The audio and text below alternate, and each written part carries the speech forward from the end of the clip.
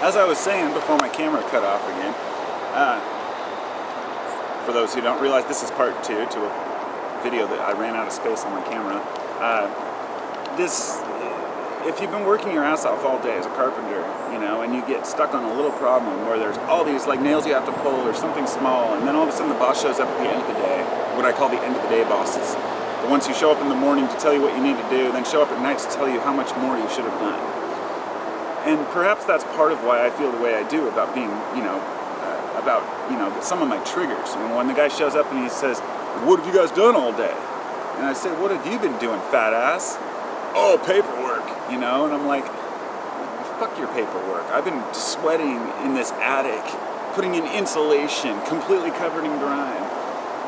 But you can't see it because you're not there. So that's another trigger for people, is when you know you've been doing a good job and other people question that. But I'm just giving examples of things that we can learn to control in ourselves, but at the same time be aware of and ask ourselves why they bother us. And sometimes we're completely justified in feeling the way we do. I mean, I've noticed that there's two types of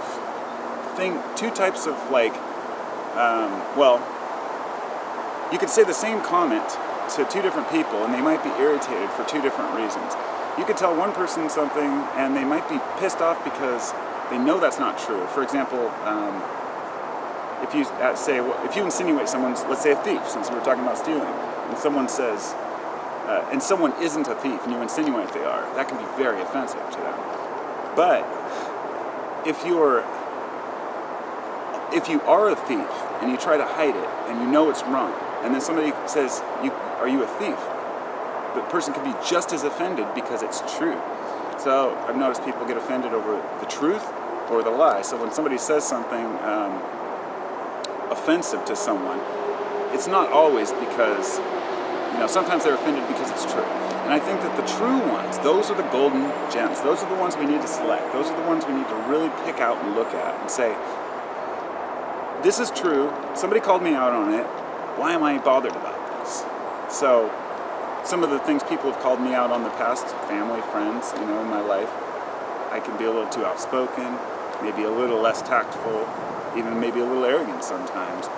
But by acknowledging that, it doesn't bother me when I'm called those things because I'm aware of it. So I think it's the key of being aware of our own demeanor and our own shortcomings. So that's life.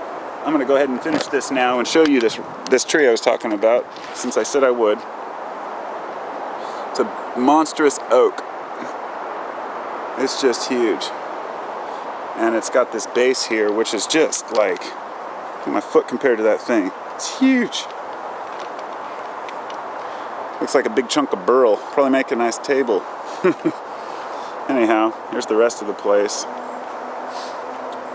I wish you all the best of days, and